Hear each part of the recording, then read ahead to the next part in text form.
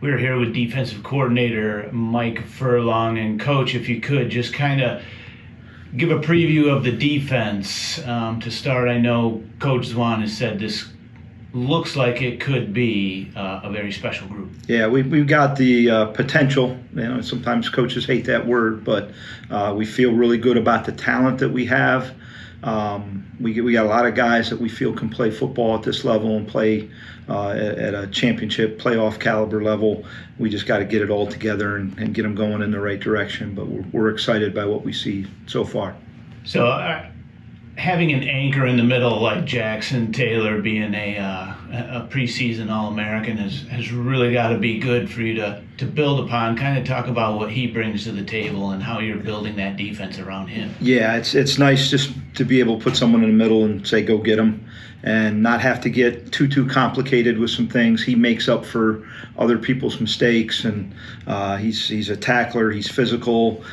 He's really working on his craft right now and doing some things. He's really improved reading like counter pulls and things like that, which is some things because he's so ultra aggressive.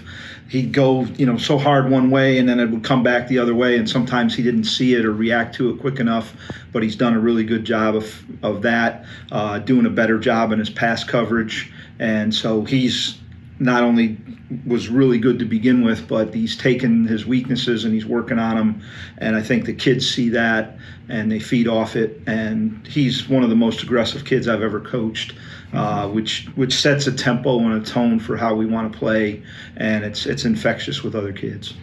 So kind of talk about him coming along in kind of like a mini linebacker U. I know they refer to Penn State as linebacker U, but you've been here a number of years. Yeah. You've seen some very good ones come along. Yeah, he just kind of moves in that same pattern. Absolutely. Lee Woodall was a special guy going way back, but obviously being an All-Pro and in the NFL for the number of years he was there. But we've had so many good ones over the years. Tonin and Ferguson and Dell and Ronell and Labor and Sam Scott and just a lot of guys that have been so good, and he falls right in line. And he's probably, when he's all done, he's going to be right near the top of that group. I hope he can chase his aspirations at the next level. I think he has that kind of talent and drive and work ethic, and his performance has been outstanding, and now he's got to show those people all those other things that they're looking for. When you come from a smaller level of football, you got to go above and beyond a little bit, and I think he's doing all those things to give himself a chance for that. So when I talked to him earlier, I asked him how his summer went and if he had time off, and he said, well, I don't have time for time off. I got to get ready for the season. Yeah, he's. Does that talk to his leadership? It does, and he's a very structured and a very disciplined kid. He works and does some things to help pay for his bills and do all those things, and he takes that serious. But he prioritizes his workouts. Football, this is what I got to get done each day, and he doesn't cut any corners to get anywhere. So he's a lot of fun. He's really matured as a person in the last year or two. I talked to him the other day. It used to be I'd yell at him, and it would just make him so angry that he would just want to kill somebody and hit more people. And he's finally gotten to the point where he's listening and taking coachings and not necessarily listening to the tone of my voice, but the message. And he's correcting mistakes instead of just, okay, well, coach is mad at me, I'm just going to knock somebody out. That was his old attitude, but he's gotten a lot better at the mental aspect of things.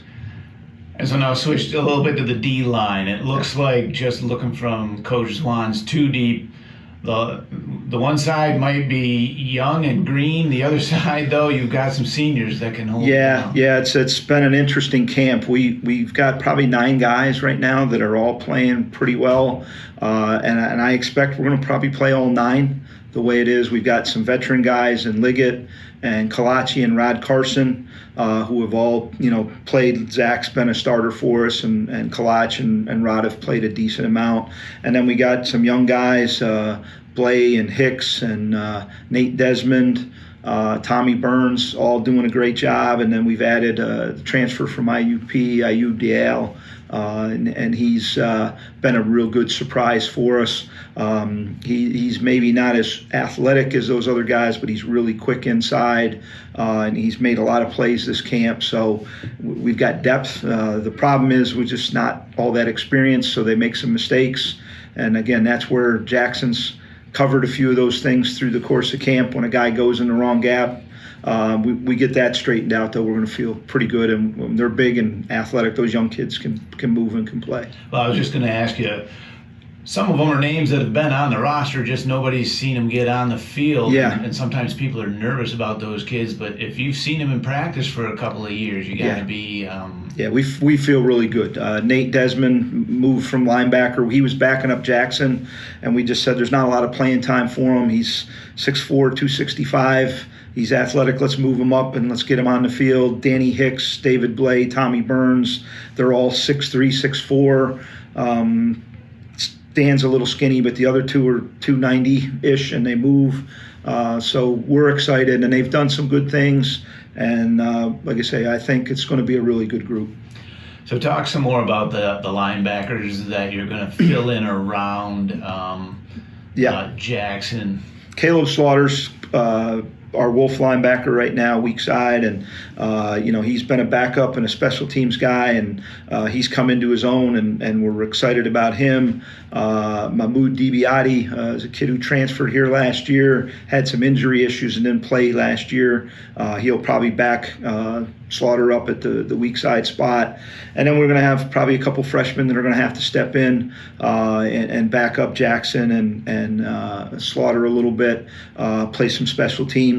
Again, a couple talented kids we feel really good about. I think they'll be really good special teams. I don't know if they're ready to play, Bentley and Slippery Rock to open the season, but they're going to be good players for us down the road, and they'll be good special teams players until we can get them ready.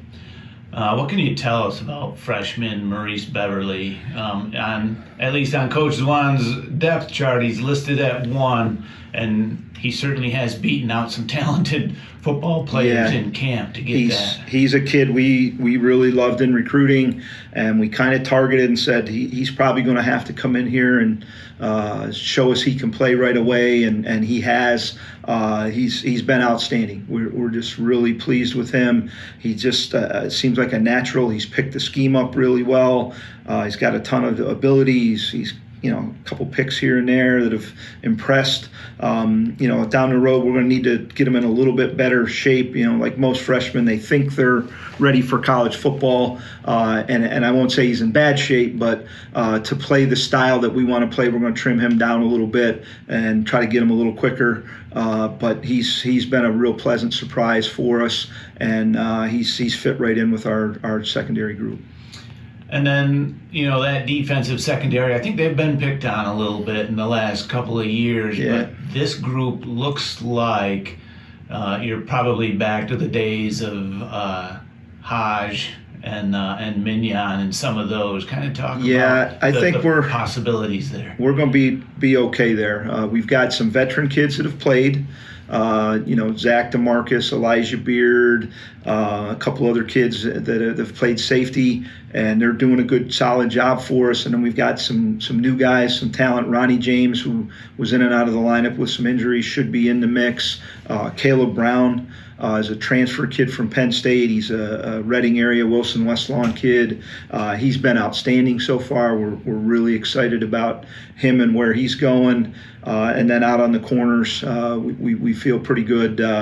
Obion Matanyu is back and playing well. Sterling Barr, who was a starter for us but got hurt in the opening game against Bentley last year and didn't play the rest of the season, is back in the lineup. Isaiah McPherson, is playing well, and a young kid, Matt Marshall. So our 4 corners, we feel really good about.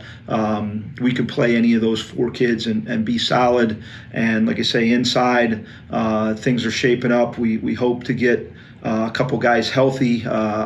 Oscar has been in and out of the lineup a little bit in camp, but he's a special player, and we expect Oscar Udema. We expect him to be an all-star caliber player here. Like I say, he's just had a little bit of a rough camp, but we'll get him healthy and get him back. And Naeem Jones, kind of the same. He's had a back injury and just hasn't quite been able to get himself going. He practices a day or so, and then he gets hurt, and the back spasms come back. But if we can get all those guys back, not only will it just help our normal depth, but we like to do some packages on third down and play 5, 6, 7 DBs in certain circumstances.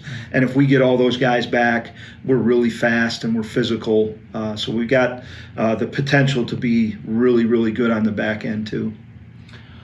Kind of what's your message to this defense? Do you put that pressure on them to say, look, you guys can be really, really good, or are you just trying to let them play right now and not let them kind of get ahead of themselves? Yeah, I don't know if we're trying to put the pressure on them, but we've talked about it. We talked about the level of performance that we need to be at to be a championship caliber program. We did not play that way at all last year. We had some good moments at times, but we gave up too many big plays. So we're really trying to focus on being consistent.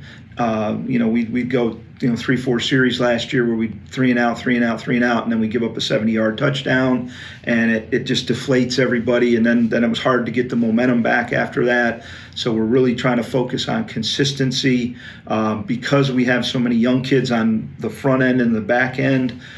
We've tried to pare our package down just a little bit. We still have things that are on the fringe that we may use in circumstances, but we've just tried to stay with our base calls, a couple base blitzes, and just try to execute the heck out of it. And we're really trying to take that approach that we're going to try to out-execute and outperform the offense as opposed to fool them. When we had some of those special kids a few years ago with Nadir and Shaq James and some of those guys, and Morrissey and Kayam and Kwani and those guys, we could do some funky stuff a little bit and get a little creative, because those guys could just do a lot of different things, and we could probably do that with these guys, but mentally they're just not ready yet. So we're going to keep it pretty basic, and like I say, just try to out-execute and outperform right now.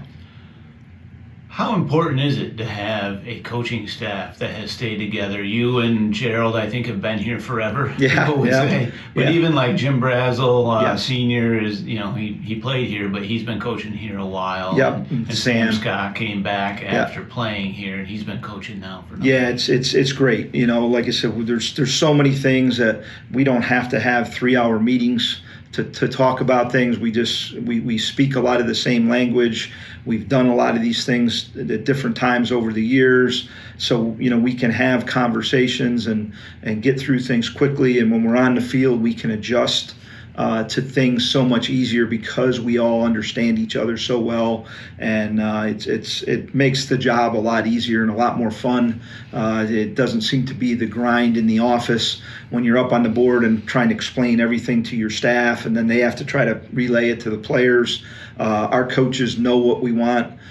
They get it done, and I don't have to sit there and keep them in the office for 3-4 hours. And they don't have to keep the kids in a meeting for an hour and a half to get things done. We're efficient with what we do, and I really appreciate those guys and what they've done for me and our kids here.